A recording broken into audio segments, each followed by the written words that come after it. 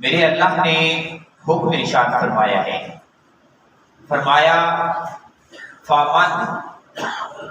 پس جو شخص حاجہ کا جھگڑا کرے اے محبوب آپ سے، فی ہے اس معاملے میں،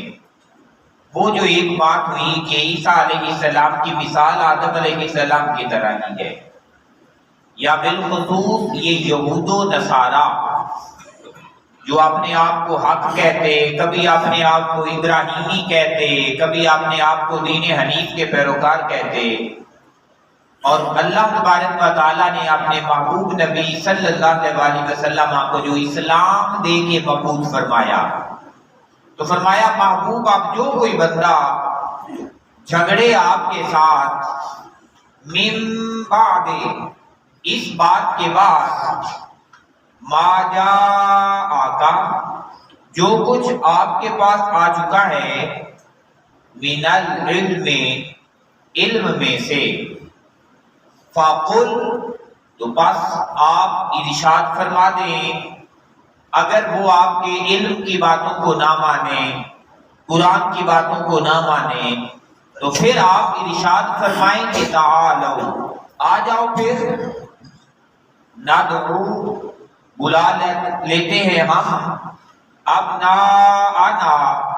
اپنے بچوں کو، وَأَبْنَاءَكُمْ، اور تم بلا لو اپنے بچوں کو، وَنِسَاءَنَا، اور ہم اپنی عورتوں کو، وَنِسَاءَكُمْ، اور تم اپنی عورتوں کو، وَأَنفُسَنَا، اور ہم اپنا آپ لے آتے ہیں، وَأَنفُسَكُمْ، اور تم اپنے آپ کو لے آؤ۔ تو گویا اس مقام پہ کہا جا رہا ہے کہ پھر تم بھی آ جاؤ اور ہم بھی آ جائیں۔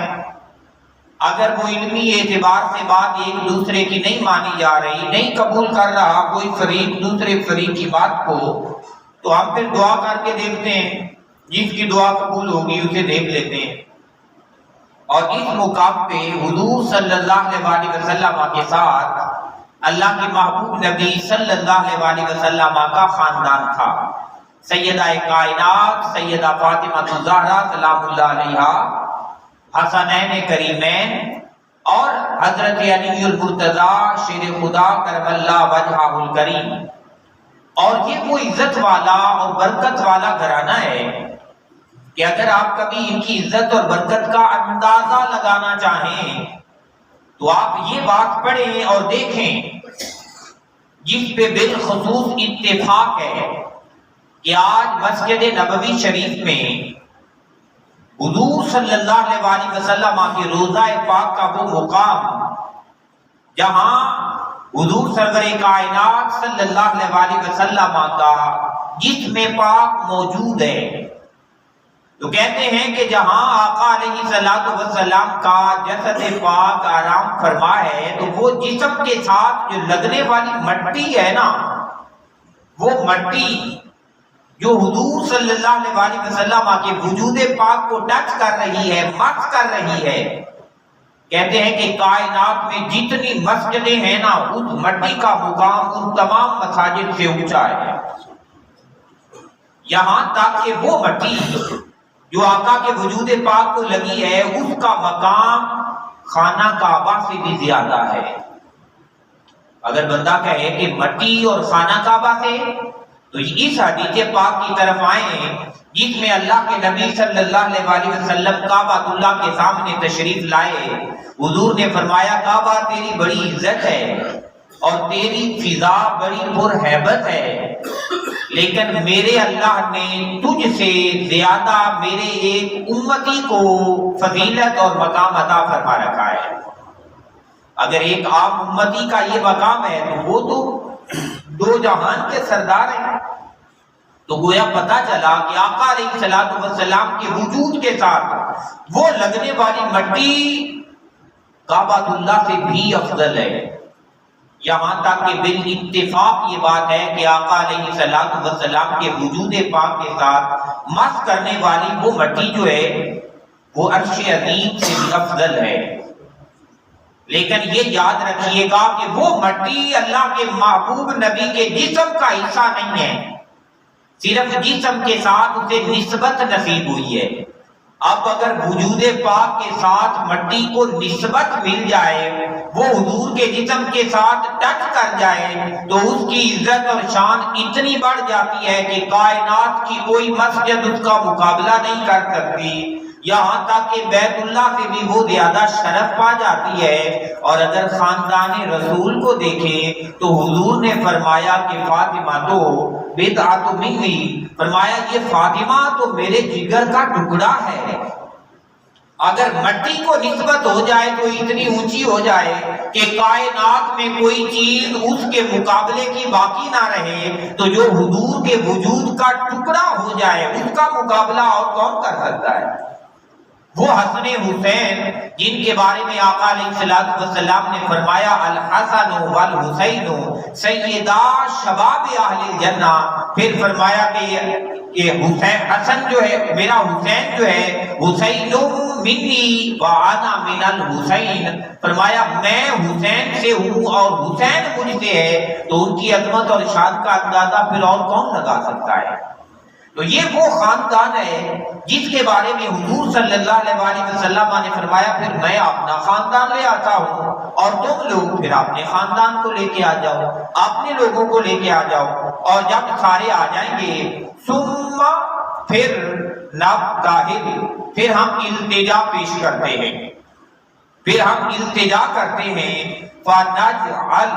اور ہم بناتے ہیں، کہتے ہیں لعنت اللہ کہ لعنت ہو اللہ تبارک و تعالی کی علی الکاذبین، ان پر جو جھوٹ کے اوپر اپنا سب کچھ کھڑا کیے ہوئے ہیں، جنہوں نے جھوٹ کو اپنا رکھا ہے۔ تو یقیناً وہ یہود اور وہ نصارہ،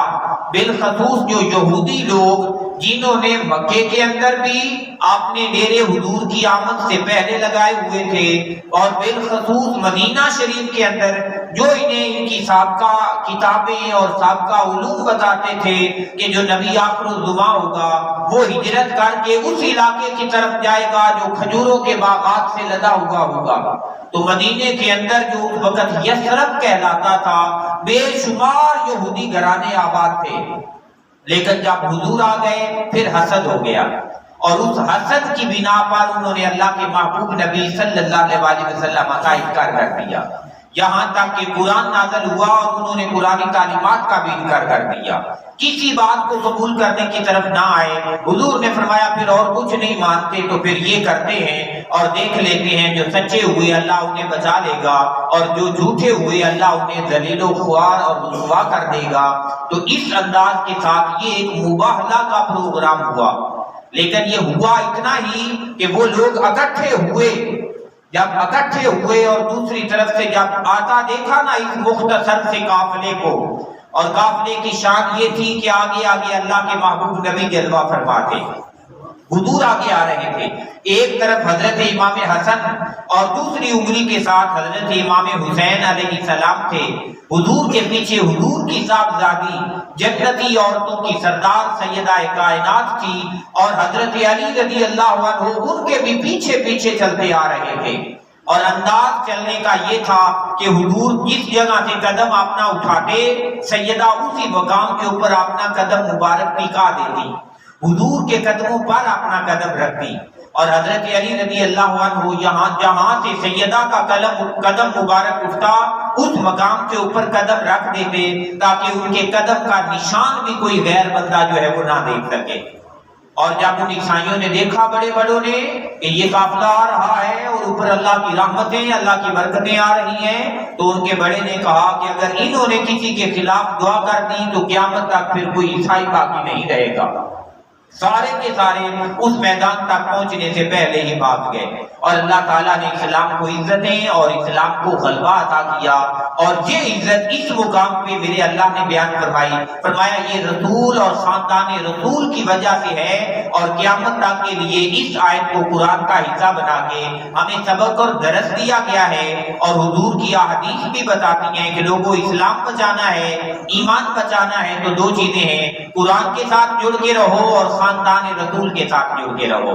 جنہیں یہ نسبتیں نصیب ہوتی ہیں ان کے ایمان کا تحفظ بھی ہوتا ہے، ان کے اسلام کا تحفظ بھی ہوتا ہے۔ اللہ تبارک و تعالیٰ سے دعا ہے کہ میرا اللہ ہمیں قرآن کا فہم عطا فرمائے، اور آج بالخصوص یوم بدر ہے، وہ بدر والے لوگ جنہوں نے حضور کے ساتھ اپنی جان نثاری کا ثبوت دیا تھا، اللہ تعالیٰ ہمیں اپنی دعاؤں میں ان کو یاد رکھنے کی توفیق عطا فرمائے۔